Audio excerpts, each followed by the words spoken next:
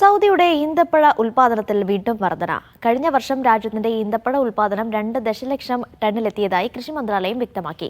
അൽ-ഖസീം മേഖലയാണ് ഈന്തപ്പഴ ഉൽപാദനത്തിലും വിപണനത്തിലും മുന്നിലുള്ള പ്രവിശ്യ. ഈന്തപ്പഴ കൃഷിയിൽ രാജ്യം നേട്ടം തുടരുന്നതായി പരിസ്ഥിതി ജലകൃഷി മന്ത്രാലയം പുറത്തുവിട്ട കണക്കുകൾ വ്യക്തമാക്കുന്നു.